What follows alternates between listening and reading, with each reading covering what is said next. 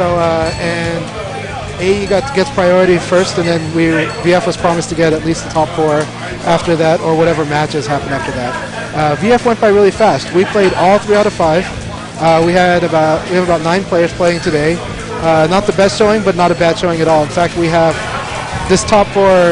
I'm pretty happy with it. Obviously, I'm in it, but I'm very happy with it. Makes everyone happy with that.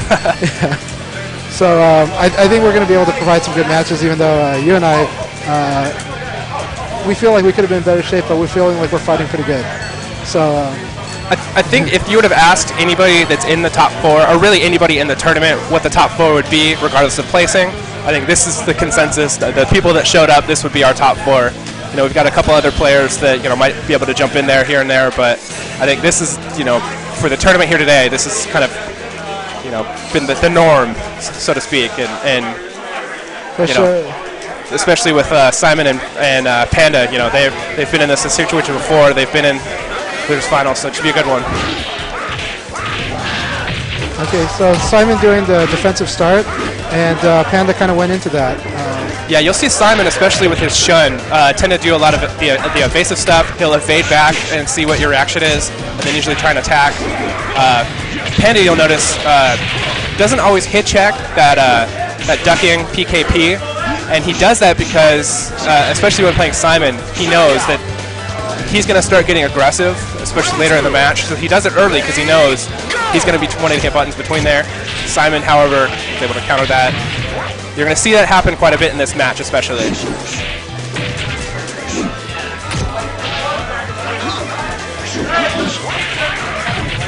Again, Simon playing with that kind of evasive style.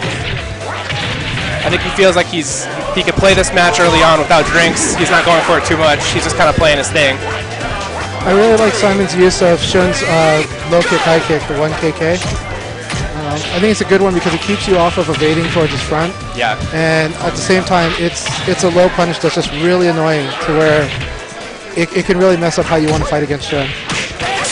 And it's one of those things, and I don't know if this is a Portland-specific thing or Northwest or whatever, but everyone gets hit with that 1KK. It's a general thing. Yeah. Talking to Massa Red, it's a big part of his game is he uses it specifically to get people to not evade to Shun's front. Yeah. And again, you saw the Panda's, you know, ducking PKP. He's going for it once again. It looks like that might be something that Simon has capitalized on, has recognized that that's going to happen, and is just willing to block. So look for an adjustment maybe in game 2 or maybe game 3 from Panda. You know, drinks look manageable on both sides. I think both players are happy with that. It's, you know, if Shun gets aggressive with drinks, he can get up there, get to 10 pretty quick. You know, if Brad starts going after the drinks, he can take him down to 4, you know, start taking things away. So, got a pretty even matchup here right now.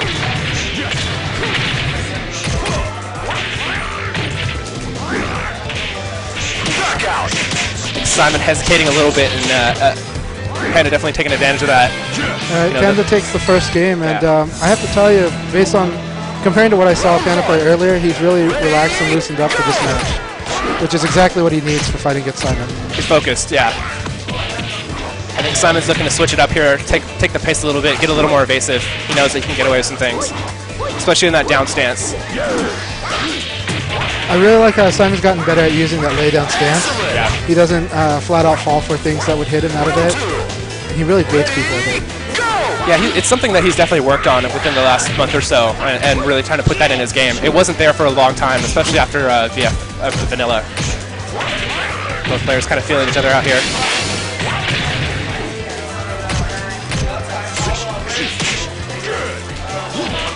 So what do you think of Panda's use of Brad's stances? I think it's generally pretty good, and against players that don't have a Brad to play against, it's very deceptive and very tricky, very hard to deal with. If you don't play Brad yourself, or if you don't have a Brad that you can play a lot, it's something that's going to eat you up, and it's served him well, and it's, you know, you can see here, even though people are used to playing as Brad, it's still something that can be effective. Do you think he tends to overuse it in, like, let's say today's matches at all? I think as matches go on, he tends to get a little more comfortable with going into stances. Early on in matches, it's, you know, 50-50 whether he's going to continue or not. He really likes the ducking PKP, so that's something he goes for a lot. He sometimes goes for catch throw. you know, if he goes for it, he tends to start to overuse it sometimes. But right now, he's trying to stay patient in what he's doing, and he's doing good so far. Now against Brad, you've got to break that forward on the catch throw when you're against a wall, because that leads to big damage. You know, the back you can, it's still good damage, but it's something you can't afford to take that forward throw. I think Simon's really going to look to get drinks here as well.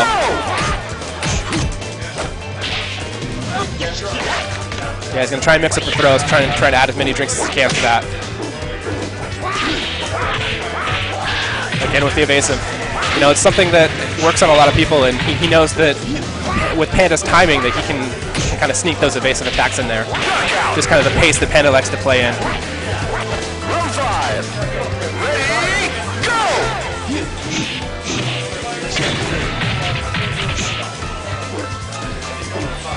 And Yangsing there, he's got to know that that throw takes away drinks. Not only does it do a lot of damage, but it takes his drinks away. So he's going to have to look to break that forward throw.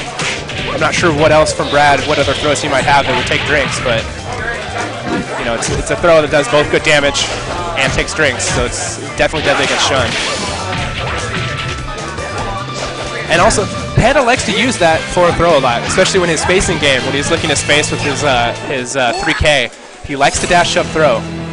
He likes to go for that forward throw. Even when he knows it's not going to hit, it's kind of a bad habit he has sometimes. So Shun's really got to be looking to break that forward throw at all times.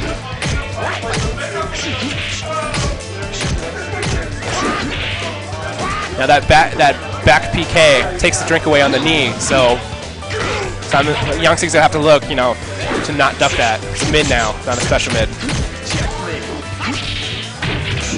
What do you think of Panda's use of the just frame kick there? I think when he's feeling really good about it, he can use it and it works well. It's it's a mid ender, and I think it's -8 or 9 if you don't get the follow up, and it's -6 if you do. But with the timing of it, it's hard to really do anything after that -8. So you know, I think maybe he tends to overuse it a bit, but he's getting away with it. So you got to make your opponent adapt first. To let the viewers know, the reason I keep asking AJS about Panda questions is because AJS is actually the original Brad expert in Portland.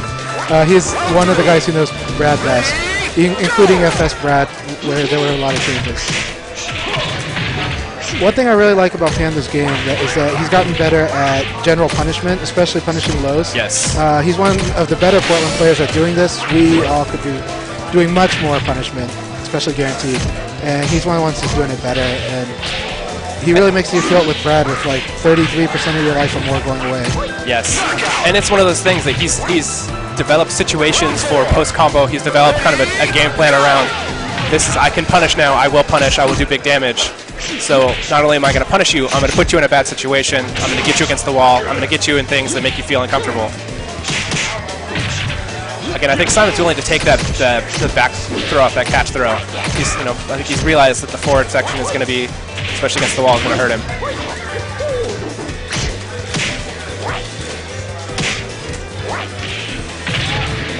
Nice throw. Oh, I think he was expecting that string to stop there. He didn't know that the follow-up key. Yeah, I think Panda read that backdash pretty well. Yeah.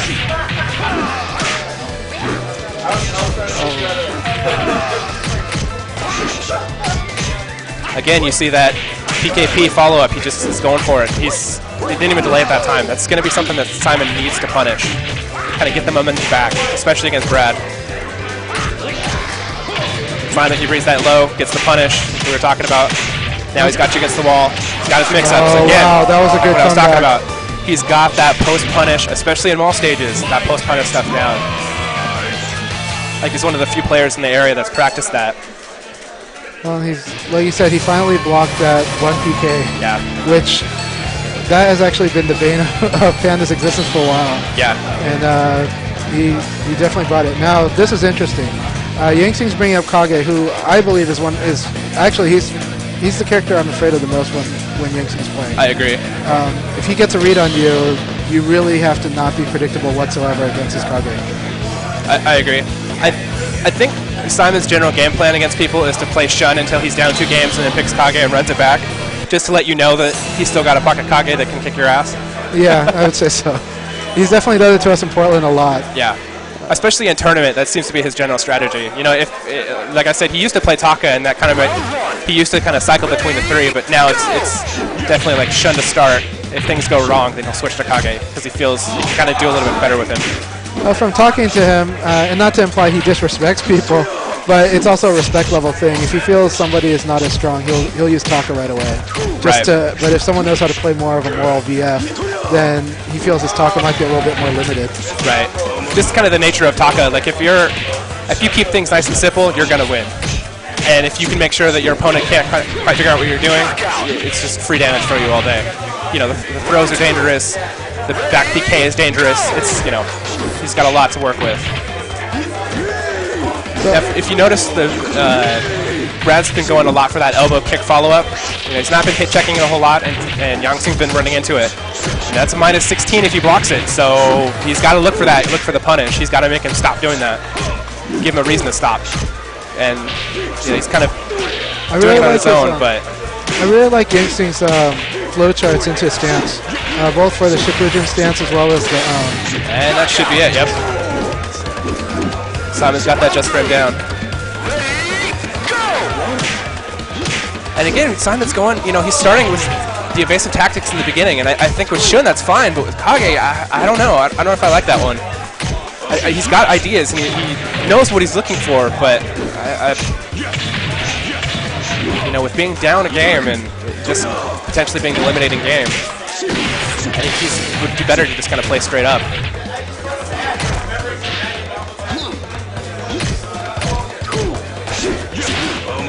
Oh, that potentially could be it. Yep, gets the combo. Round 4. Ready, go! I think Simon's feeling a little more confident now. You see him kind of going into his strings, getting into the flow. He's able to break that catch throw. He's got the reads going. Yeah, Panda needs to definitely break that throw more.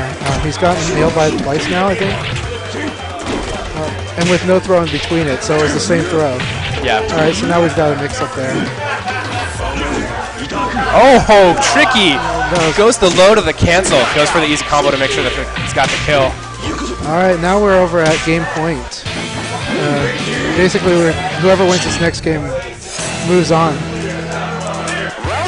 I think both players feeling pretty good. They both know each other now. It's going to be an interesting one. I think Simon's starting to feel a lot more comfortable in the match. He's going for kind of his throw reads. He likes doing that, especially with Kage, because he's able to get that, you know, the, I don't know, whatever it's called now, the new 10-foot toss. For the viewers, that Kage's 9 kg is a very tricky move. It's plus, I believe it's +1 on block. Yes. So basically, Kage is likely to do a jab or a low punch after that thing. And what you'll see Yangsing go for a lot is either 2P or throw, and he does it at the same timing.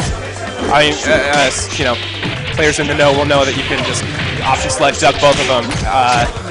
It's kind of a pet peeve of mine that he doesn't go for anything else after that, but it seems to be working for him when he's been using it a little bit here now. So see if he continues with that. Oh. -15, he's got to do the combo off that. But yeah. Again, you know, it's flow of the match. He's not always feeling catch throw. It's the brick again. I really like that.